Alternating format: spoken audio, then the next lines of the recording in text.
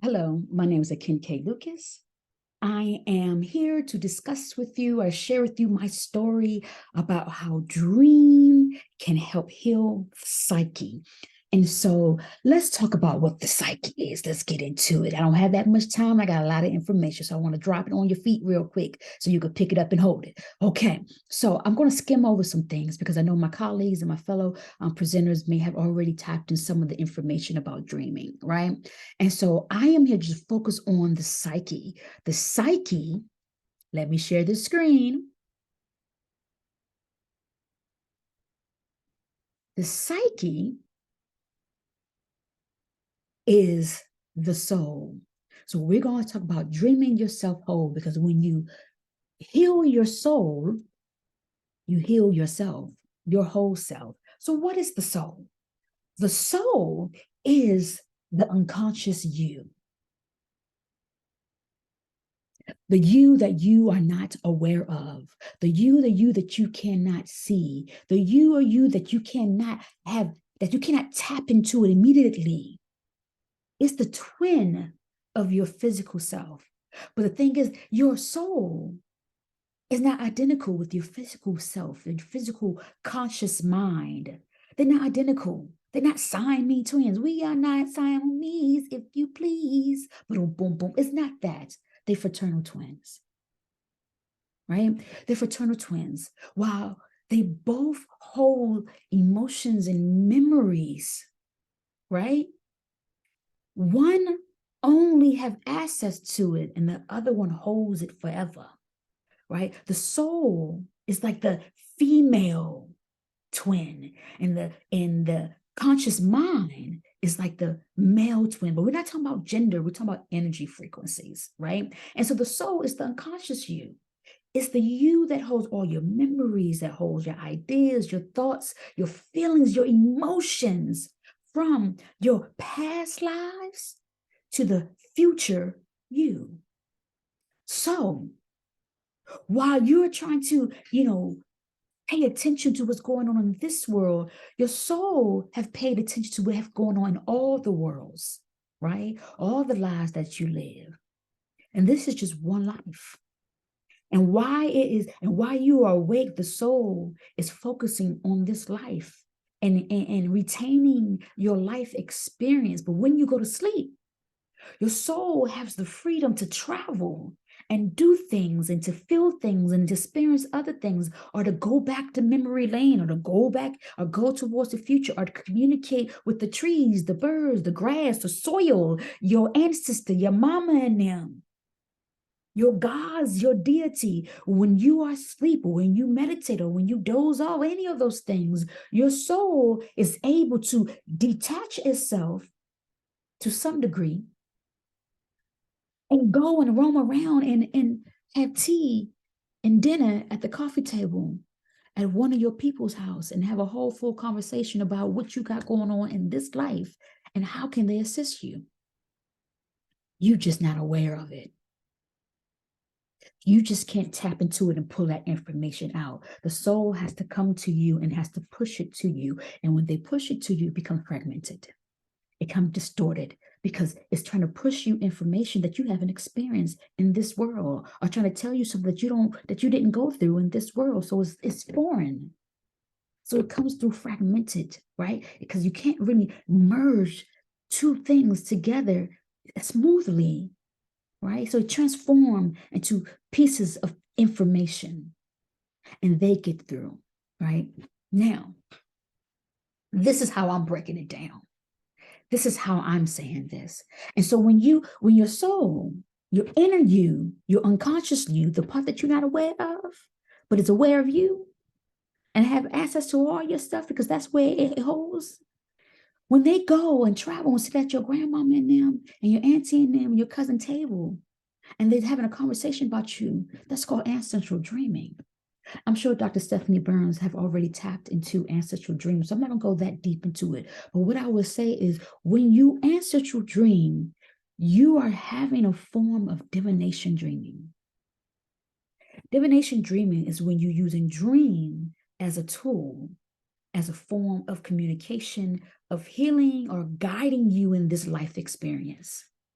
like tarot cards. You use tarot cards to communicate with the ancestors. We're using dreams to communicate with the ancestors and with the hopes that they give us information on what to do in this lifespan, how to help us in this life that we're currently living. This is very important. It's so important that it wasn't made up by me, not only me. This have been centuries in the beginning of time that dreams used as divination has been a valuable thing in different cultural systems. African indigenous practices, it still holds a staple in those communities. The Fon people in West Africa, right? The Laia in East Africa, if I mispronounce it, I apologize. The Sangoma in South Africa, Zulu people, the Xhosa people, right?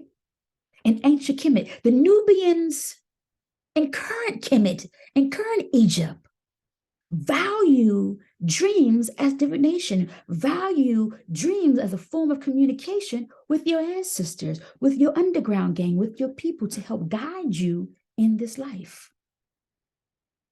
And so when we talk about healing the soul, we're talking about healing the soul because the soul is the one that goes and gets those messages. The soul is like the tarot card, right? That you're using to get those messages. And so when we talk about that, when we talk about ancestral dreaming, there's a couple of ways we do that. Those messages come back to us, right? They come back to us in words and images and sounds and numbers, right? They come to us in people that we know and don't know. So we see those. And like I said, I'm not going to tap into too much ancestral dreaming because Burns already did that. But let's go into about how can we heal the soul? First of all, how do we know the soul is sick? How do we know the soul is sick? The soul gives us warnings that it's sick, right? The soul is sick about you experience mental health issues. You get depressed, you get fatigue, right? Not fatigue in your body, but fatigue in your mind, fatigue in your emotion. You're just tired. Your body is still willing, your body is still going through the motion, but your soul is just tired. You lack motivation, right? You start having a lot of negative thoughts about yourself. You isolate yourself from people, right? You become angry and frustrated, right? You're living in survival mode. You're living through trauma on a regular basis. When this happens and your soul starts getting sick, it starts to affect your body. But here's the thing about Black folks, we don't know when we get sick. A lot of time when we realize we're sick, it's almost too late, or it's too late and we're in a hospital about to die. And so because we don't know we're sick and we're not aware that our soul is sick, when our bodies finally start giving out is the only time that we're aware of it, right? When our minds start to go crazy and we start to seem different than everybody else because of the way we're behaving and acting, that's because our soul is sick. Our soul gets sick before the mind gets sick. Our soul gets sick before the body gets sick. It gets fevers, it gets infection, it gets viruses, and they warn us when it happens. The soul goes and have this conversation. Our auntie and them comes and sit at the table and have a conversation with the soul, and they try to tell you, and it does it by warning you through dreams. And for example, I'm not with you today because my soul got so sick that it affected my body. And they told me ahead of time, about 5 years ago or so, I had a dream. And in that dream, I was leaving someone's house and I was feeling down in the spirit. I was depressed. I was sad. And this is in a dream. I was angry. I was hurt. I was just going through all the emotions at the same time, right? And as I walked past this mirror or this window, I got a glimpse of myself. I was sick, y'all. It looked like I had cancer in the body. My clothes didn't fit. They was hanging off of me. My skin was hanging off of me. My hair was gone to some degree. I had blackness beneath my eyes. I was sick. And in the dream, I said, do I have cancer? Do I have cancer running through my body? Because that's what I thought in the dream. The next scene I saw right after that, I was healthy again. But I woke up from that dream saying, am I going to get sick? I felt the emotion of sickness. I felt the sadness in my heart. I felt the low energy in my heart, in my spirit. But during the waking out, I was fine. I was healthy. I was having fun. I was doing things. I had no care in the world. I was living la vida loca. Loco, loca, all of it. And so the dream saying I'm going to get sick or that I'm sick didn't match with what my life was saying because it was a warning about what's going to happen in the future. A couple years after that, I had another dream. And this dream, I saw myself when I was pregnant. And I'm like, how am I pregnant? Am I going to get pregnant? All the things with my head, but I was pregnant because my stomach was big. It was really, really big. And I was walking and I could barely walk and I could barely breathe. I had to be almost due. I looked like I was going in labor the way that I look. My body was giving out on me. And I was like, oh, am I going in labor? So I wake up from the dream thinking, oh, am I about to get pregnant? Am I going in labor? Am I going to give birth to something? Why was it so heavy? That was a warning. Now, here we are a few years later, and guess what? I'm going through some stuff. I'm overworked. I'm overstressed. I don't know that I'm overworked. I don't know that I'm overstressed because we don't know.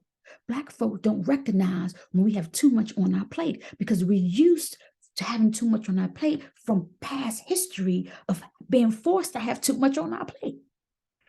So, from the trauma passed down to us from slavery, we take on having too much that we don't even realize is too much, but your body does and your spirit does. And my spirit is going through it. I'm mad at the world.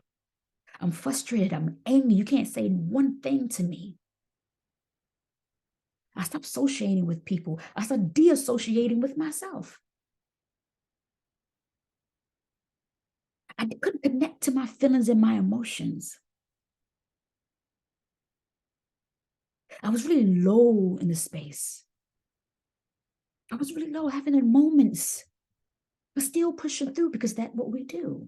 We push through, we continue on going. But then I started having what I call implementation dreams, dreams that make you do something, right? They don't tell you to do it, but you wake up and you're like, well, I gotta go do this, right? These dreams come in images and single words, just and they short images. They don't be long out movie theater shows that you see. No, they just be images. And you wake up with that image in your mind.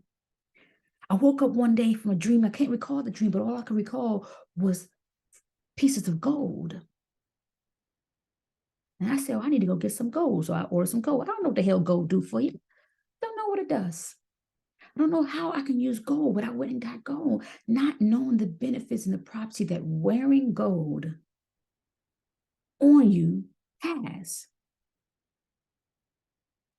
And then I woke up from a dream a few months later, right? I'm not giving this in time, in a linear time frame, right? I don't have time to break it down and say 1988 or 19, I don't, that right here, I'm not having it. But I woke up from a dream and it said black walnut. And I'm like, well, what's black walnut? So I go look at black walnut and discover that it's an herb. It's an herb. So I started taking the herb, not knowing that this black walnut is something that could benefit for me because my thyroids, right? It's for thyroids. It helps with hormone balance. I'm like, oh shoot, my hormones is off balance. You know what I'm saying? I'm gaining weight. I'm moody. I'm all the things. I'm like, maybe my hormones is unbalanced because I'm getting older in life, right? So I started taking black walnut. I'm like, they told me to take black walnut, right? Divination dreaming mean not only dreaming with intentions, but when you don't dream with intentions, when you get messages, you intentionally follow it through and figure out what to do. And that's what I did. Throughout the years, it started giving me several different things, just word here, number here, thing. And I go and research and figure out, oh, but I will always wake up with the emotion and the feeling to do it, to take black walnut, to get some gold, to do this and this and that, even though they just give me single words or just a flash from image. So I'll go do it. This was slowing down and I've been trying to regulate my soul because my soul was going through something. It was going through something that I wasn't aware of. right? And so as later on now, fast forward, I'm sick, y'all. I'm sick, right? Not like today, but fast forward. And I'm going through some stuff. And I recognize I'm going through some stuff, right? I find out that I have masses in my body, cysts in my body that all could be cancerous. Remember the dream of warning that I saw myself and I looked like I had cancer, and I woke up thinking, am I going to have cancer? Do I have something cancerous in my body? 8 years later, we got things in my body that could be cancer. And I'm like, oh, they told me I was going to get sick. But the doctors couldn't figure out how I was walking around with all these masses that was really big. And I'm walking around like it's nothing because I'm taking black walnut. I'm taking different herbs that they told me to take during the imputation period, right? They told me to meditate. I meditate. They told me don't eat potatoes. I stopped eating potatoes. I love potatoes, y'all. And I woke up one morning and said, don't eat potatoes. I said, oh God, I can't eat potatoes. So guess what I had to do? I had to stop eating potatoes. And they said it wasn't going to be long. I felt it in my spirit it wasn't going to be long. But the point is, so I'm like, okay. So I'm doing these things and they trying to figure out why. Now I'm walking around, I'm 8 months pregnant. Not in real life. The mass has grown so big in my body that I'm 8 months pregnant. But you know what also happened? What's going on in my life? I was overburdened with caretaking of 5 to 6 different people that was not even just my children, of grown folks, of babies. And it's just me, the only breadwinner in the house, the only one who's paying the bills, the whole 9 yards. And I have all this responsibility. And then I'm being triggered by family trauma. I'm a foster kid, so family trauma for me is really serious. It's really serious. And then the pandemic hits, and I lose my income, right? Because, I'm a therapist that works in a realm of entertainment and theater, and they can always get rid of the arts first. So I got all this burden on me. So now I'm walking around 8 to 9 months pregnant. I could barely walk. I could barely breathe. Hey, I had a dream about that. But now I'm traveling. So I'm traveling. And I'm sick. But I've been going through this for a while. And I'm like, oh, I'm just fat and out of shape. Yes, I now know that I have masses in my body. But the doctor didn't say I was going to die from. The doctor didn't tell me I need to go and get surgery. They didn't do any of that because a lot of times the doctor don't tell Black folks that they need things done right away because I'm walking around like nothing is affecting me. And so I get a dream. I wake up with a dream. It's called directive dreams when they directly tell you to do something. So I wake up from a dream, and in the dream it said, go to the doctors. And I'm in Thailand, y'all. I'm in Thailand. And so I wake up, say, go to the doctor. I say, okay, cool. 2 days later, I go to the doctors. They say, you need to get a surgery ASAP. You need to get surgery ASAP. If you don't get a surgery ASAP, your organs, it might fail. It might do this. You need to get surgery ASAP. Now, while I'm in Thailand, I know that it may sound great. I'm traveling, but remember, I lost all the stuff because of the pandemic. My body is blown up more quickly than what I'm used to. I could barely breathe. I could barely walk. I'm stressed out trying to figure out how to make income, trying to do this, trying to do that. And while I have isolated most people and stopped talking to most people, I'm still going through some things. And they're heavy on me because it's a buildup. It has accumulated over the years. My soul had been affected, not from a couple of months, but from years ago. It's carrying around this virus. And I'm just nasty to folks. Nasty to folks, nasty to children, nasty to my kids. I'm just nasty at the time. Just like I don't want to be bothered with. Sad in my spirit. So now they tell me go to the doctors. Go to the doctor, tell me how to have surgery quickly. But I don't want to do that. I don't want to do that. Right? A couple months later, I wake up, and as I wake up in my head, it's time to go home. I don't want to go home. I don't want to go home. I'm out here. I'm by myself. I ain't got to deal with the stress and the pressure. I'm finally getting a break. I'm finally getting a break from all the stuff. I don't want to go home. Wake up a couple days later, go home now.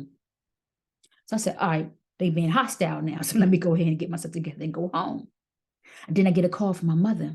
And she said, hey, I'm having surgery. I need you to come home and be the hospital. It's okay, cool. Maybe that's why I need to go home. So I go home. And as soon as I step my foot back in the state, my body said, it started to fail me. It started to fail me. I needed help walking up the steps. I couldn't sleep. One, I went right back into trauma. I went back into a place of trauma. So because I went into a place of trauma, it triggered my PTSD. It triggered my PTSD, and I was, And when that happened, my soul could no longer take it. I was placed back in a place of trauma, and my soul could not take it, and it shut down. And when my soul shut down, my body shut down. I get home, I go to the doctor, and guess what they say to me, folks? Oh, you got to have an emergency surgery. ASAP, stat 911. It took them 2 weeks, and I had the surgery. I had to remove all the masses out of my body. And when I tell you the lightness of it is a wonderful thing, but it's not only lightness, the awareness of what I was going through in my body became so important. And so we talked about predator dreams. We talked about imputation dreams, talked about directed dreams. How did this heal me? I listened. I paid attention. I intentionally did what they told me to do when they told me to do in the imputation period. I was a little bit hard-headed and directive, but eventually I paid attention and actually did what they told me to do. And I got myself home in enough time that, guess what? I made it to the hospital to have a surgery. The doctor said, if you didn't make it here in the next couple of months, you might have been dead. I said, oh, okay, we here now, let's get it done, right? My soul was sick. My soul was overburdened with trauma, with stress, and it was sick, and I wasn't aware of it. A lot of times, we go through things, and we just think it's the frustration of life, and it might be more, because the trauma that your soul have experienced prior to this life needs to be taken into accountability. The lies that your soul remembers from other lives needs to be taken into accountability. The trauma of your family that has been placed on you and now weigh heavy on your soul in this life has to be taken into accountability. And so when this happens, our soul slowly become infected and slowly become sick. And it doesn't always happen, right? The soul don't always get sick, but they do sometimes get infection and sometimes catch fevers and little colds. And our dreams are there to help remind us what to do, right? The communication with our ancestors help us remind us what to do. So there you have it. I wasn't going to share this story, and that's the funny thing. But when I sat down to write this, I already wrote it, but then I had the surgery and I sat down to critique and do the recording, and they said, throw everything I had out the window and tell this story. And so while healing my soul is a never-ending battle, the fact that I was able to get rid of this infection, this virus, is important. And so I just wanted you to walk away with that the soul, like your body, gets sick. And if we listen to our dreams and pay attention to our dream, it can help heal us when the soul gets sick. Thank you for coming and listening. I know we went a little bit over time. I hope we're okay with that. And until then, until I see you in person or until I meet you in the spirit world, thank you and have a good day. Bye-bye.